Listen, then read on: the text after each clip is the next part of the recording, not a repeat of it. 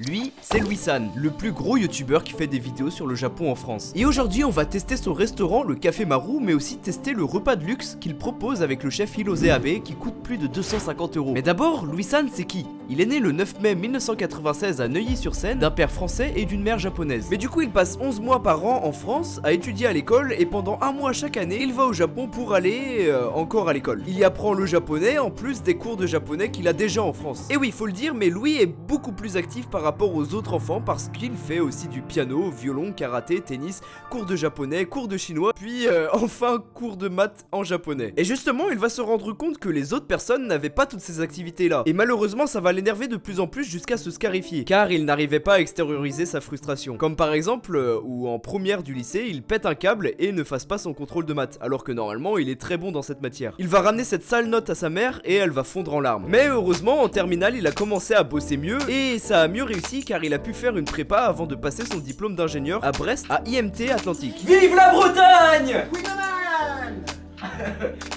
En 2019. Même s'il a mal vécu le passage en prépa parce que pour lui c'était gâché 2 ans de sa vie en plus du fait qu'il n'avait très peu de vie sociale pendant sa première année. Mais encore une fois et heureusement maintenant il est très content d'avoir bossé en prépa. Mais ce que je n'ai pas dit c'est qu'en 2015 comme il était frustré à cause de sa première année de prépa, il va se lancer sur YouTube car il avait trop envie un peu comme tout le monde sauf que la plupart des gens ça marche pas. Et les gens du coup ils arrêtent. Sauf que lui...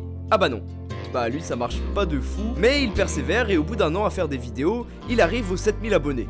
C'est toujours pas fou, mais vous le savez, pour devenir créateur de contenu, il faut encore plus persévérer. Au bout de 2 ans, il arrive aux 20 000 abonnés, mais là, il va se passer quelque chose qui va changer sa vie. Sa chaîne va être vue par Théodore et il va vraiment aimer son contenu, malgré le fait qu'il soit encore très petit youtubeur. Du coup, il va le partager dans une vidéo où il conseille des youtubeurs. D'ailleurs, c'est drôle, mais dans cette vidéo, il va aussi partager Mastu. Comme quoi, il est vraiment bien visionnaire, Théodore. Et c'est à ce moment-là que la chaîne de Louis est en ébullition. Il sait que sa prochaine vidéo doit être un gros banger et il va sortir une vidéo où il joue un personnage japonais pendant toute la vidéo et dire son point de vue de la France de façon humoristique. Et cette vidéo va juste exploser. Aujourd'hui la vidéo est à plus de 1,5 million de vues. Il a réussi son pari et le meilleur dans tout ça c'est que le YouTube d'avant il y avait moins de contenu. Du coup il va conseiller d'autres vidéos de Louis-San parce que l'algorithme a vu que les gens ont adoré la vidéo. Du coup l'algorithme va proposer toutes ces autres vidéos.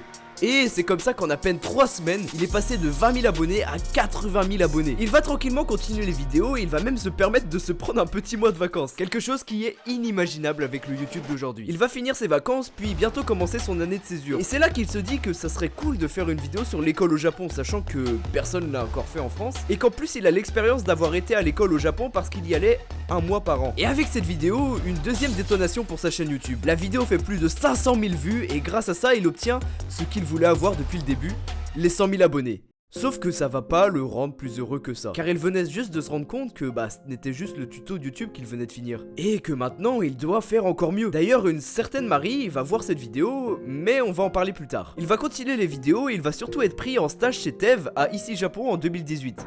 Et Louis-San.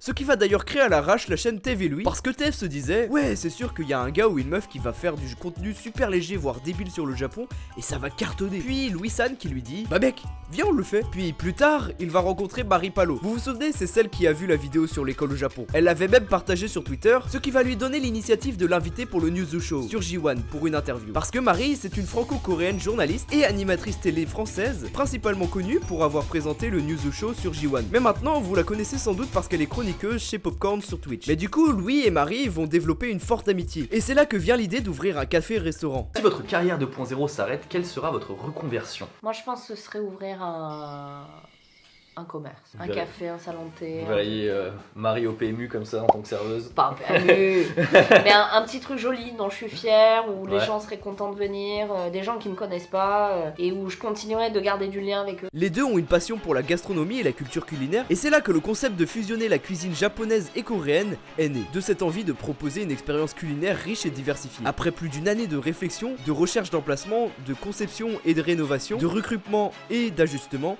il est là. Le Café Maru. Ok, je suis actuellement au Canada à l'aéroport de Montréal pour aller prendre un avion et aller en France pour tester le restaurant de Louis-San, le Café Maru. Ok, c'est parti.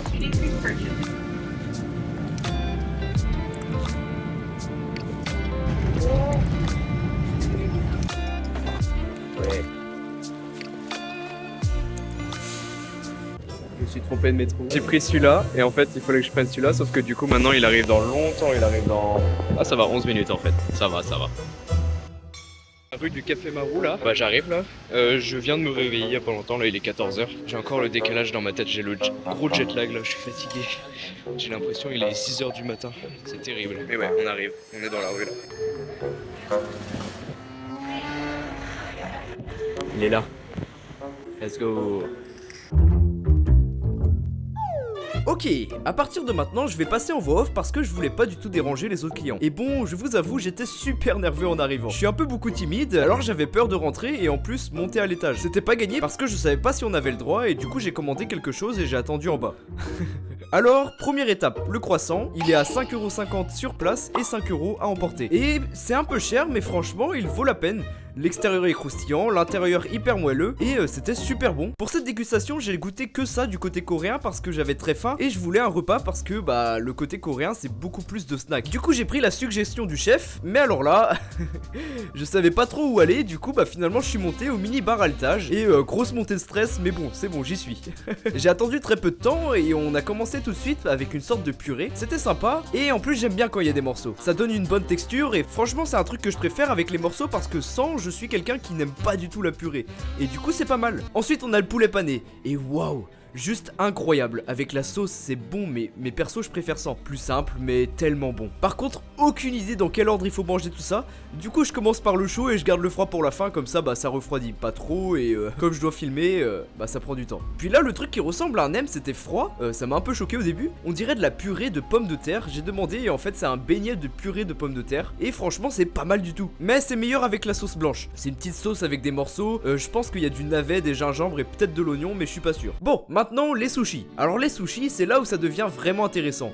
Chaque bouchée est une expérience différente et c'est drôle parce que c'est la première fois que je vois des sushis ronds comme ça. De ce que j'ai compris ils ont un moule spécial pour faire ça, mais je trouve ça super pratique parce que bah tu peux tout mettre dans la bouche facilement. Bon pour le premier sushi c'est le sushi à l'omelette. Celui-là il est vraiment top, avec une texture douce et il contraste bien avec le riz. Et à chaque bouchée t'as une petite sensation réconfortante, un peu comme un retour à l'enfance. C'est super simple mais tellement bien fait que ça te met direct de bonne humeur. Ensuite le sushi à la courgette. Là ce qui m'a vraiment marqué c'est le riz. Il est incroyablement moelleux, avec une pointe d'acidité qui équilibre parfaitement la fraîcheur croquante de la courgette. Ce sushi c'est la simplicité dans toute sa splendeur, mais avec une précision dans les saveurs qui fait vraiment la différence. Le prochain sushi, je l'ai pas aimé. Alors celui-là...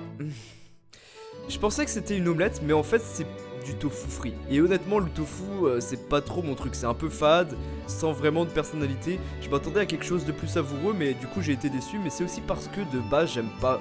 je suis même vraiment pas fan du tofu. Donc c'est pardonné. Là par contre on revient en force avec le sushi aux champignons et concombres. Les champignons apportent une saveur umami profonde et terreuse qui se marie à merveille avec le croquant du concombre. Chaque bouchée te fait penser à une balade en forêt après la pluie. Vraiment un de mes préférés celui-là. D'ailleurs pour la soupe miso, bon je suis pas fan. Même quand j'étais allé au Japon, j'avais goûté plein de soupes miso et j'ai jamais vraiment accroché. Il y a ce goût salé et un peu fermenté qui me plaît pas en fait, et je dois avouer que je sais pas trop comment boire ça correctement. Peut-être que je suis passé à côté de quelque chose. Bon, maintenant on a les sushis au poisson marron, c'était bon. Le poisson avait un goût légèrement fumé, avec une texture ferme qui se tenait bien. C'est un goût un peu plus complexe qui te fait réfléchir à chaque bouchée, bien bien. Maintenant celui qui ressemble à du saumon, mais qui est en fait du poivron, ça m'a surpris. Au début j'étais perplexe, mais après avoir réalisé que c'était du poivron, j'ai trouvé ça super intéressant. Le poivron apporte une légère douceur et une texture croquante qui contraste bien avec le riz. Avec la sauce c'était sympa, mais vraiment moi sans sauce tu profites mieux de la purée, des saveurs, et personnellement je préfère. Après je suis quelqu'un qui d'habitude ne prend très peu de sauce. Et franchement ce sushi là c'est vraiment une grosse découverte celui-là, j'ai vraiment bien aimé. Miam miam. Ensuite on a le sushi au poisson blanc, c'était bon, mais pas mon préféré. Le poisson était doux avec une texture soyeuse, mais il manquait un petit quelque chose pour que ça me fasse vraiment accrocher. C'est le genre de sushi que t'apprécies mais qui te laisse pas une impression durable. Maintenant on a le sushi au poisson grillé. Très bon, miam miam. La saveur grillée ajoute une profondeur au saumon qui est déjà riche en lui-même. C'est un peu comme un câlin en bouche, réconfortant et familier. Et là, encore un sushi avec des champignons? Non, en fait c'est de la courge. Et honnêtement c'est une belle surprise. La courge avait une douceur naturelle, presque comme un caramel léger qui se mariait parfaitement avec le riz. Un contraste avec une saveur qui te fait dire ah, c'est pour ça que j'aime bien découvrir de nouveaux plats. Et puis enfin, le sushi au saumon, un classique. C'est comme retrouver un vieil ami que tu sais à quoi t'attendre et ça te déçoit jamais. Toujours bon, toujours à la hauteur. Simple mais efficace. J'ai tenté de mettre du wasabi dessus, mais finalement j'ai pas réussi. Et je sais que je préfère sans. Voilà, c'est la fin de la dégustation des sushis. Et maintenant, petit point sur le thé vert. C'est chaud, très chaud. Et rien de plus à dire, c'est du thé vert. Et petite parenthèse, va falloir que je fasse une vidéo d'excuses parce que j'ai pas fini la soupe miso. Promis, c'est pas contre eux, mais c'est juste pas mon truc. Sinon, le personnel parle japonais, sauf que moi, j'ai appris quelques phrases et c'est Boku no Chinchin Chisai desu. Ça veut dire enchanté de faire votre rencontre, je crois. N'hésitez pas à le dire quand vous allez au Japon. Et pour finir le dessert, un sasa mochi. Je vous dis, même si j'avais plus du tout faim, c'était tellement bon. Juste parfait pour terminer. J'ai surkiffé, vraiment, c'était trop bon. J'en remangerai tous les jours. Miam miam. Il y avait d'autres desserts proposés et j'ai vu d'autres clients avoir d'autres desserts. Et comme j'ai pas choisi, je sais pas trop en quelle fonction quel dessert est choisi pour quel client. Ça j'ai pas compris. Mais du coup j'ai payé 25 €. Est-ce que c'est un bon prix selon vous? N'hésitez pas à me le dire en commentaire. Pour conclure sur la partie restaurant-café, c'était vraiment cool. Et pour moi j'y retournerai sans problème. Et maintenant c'est l'heure de tester la partie luxe du restaurant avec Hirose Abe. Mais bon, je dois tout de suite vous le dire, c'est pas moi qui y ai mangé. Malheureusement. Mais mon monteur de ma chaîne Litsu, Liwen, quel beau gosse. Mais en gros, pour manger avec Hirose Abe, il faut réserver et c'est seulement un jour par mois pour un prix de 250 €. Et je dois vous prévenir tout de suite, mon monteur ne savait pas du tout que j'allais faire une vidéo sur le restaurant et c'est moi qui lui ai demandé. Donc il avait pas pris tous les plats en photo. Donc il y a 3 plats qui ont pas été pris en photo. Et en plus de ça, ça fait plusieurs mois qu'il a mangé là-bas. Donc il se souvient plus trop. Donc il y a sûrement des infos erronées. Mais on a fait de notre mieux possible pour reconstituer le plus possible. Et on commence tout de suite par un bœuf bien persillé. C'est pas du bœuf de Kobe, mais un truc local de giga qualité et sans doute un truc avec de l'arachide et d'autres trucs. Il a fait beaucoup de trucs. Mais en tout cas, il a dit que, je cite, c'était giga banger. Le repas suivant, c'est un mélange de ces deux origines franco-japonaises. Son père vient de la Bretagne. Ouais, la Bretagne! Du coup, il y a des trucs de Bretagne dedans et japonais. Il y a de l'avocat, une orange posée sur une crème avec de la sauce soja, et à l'intérieur, il se rappelle plus du tout, mais c'était un 10 sur 10. Tout est mis au maximum. Le troisième plat, c'était des tranches de dorade et au saumon, où c'est la découpe et la qualité qui sont vraiment banger. Et en plus, à chaque fois, il y a des edamame qui sont à volonté, avec en plus du saké à volonté aussi. Et la fleur là, c'est du gingembre et du wasabi avec du thé, mais spécial. Mais il sait pas ce que c'est, mais le plus important, c'est que c'est à volonté. Et que c'était bon parce que, en plus du gingembre et du thé, c'est une bonne chose pour réinitialiser son palais. Oh, comment ils ont dû finir bourrés si le saké il est à volonté. Et pour le dessert, c'est de gauche à droite, un gâteau portugais castle, une fraise enrobée de mochi et de pâtes d'haricots. Le troisième était un peu aux œufs. Le truc au milieu, c'est une cuillère en bois, moi je croyais que c'était du chocolat. Le quatrième, c'est un dessert à base de fraises et une mousse de thé vert. Et le dernier, c'était un dessert frais avec de la menthe et de la chantilly. Conclusion, c'était de la régalade. Et en plus, Liwen m'a dit qu'il ne pourra plus jamais remanger un truc aussi bon que ça. Tout était bon de A à Z parce que en plus c'était des choses qui nous correspondent bien avec nos goûts. Merci énormément d'avoir regardé cette vidéo. N'hésite pas à liker, t'abonner et à commenter si ça t'a plu. Et à bientôt pour une prochaine vidéo. Tchuss!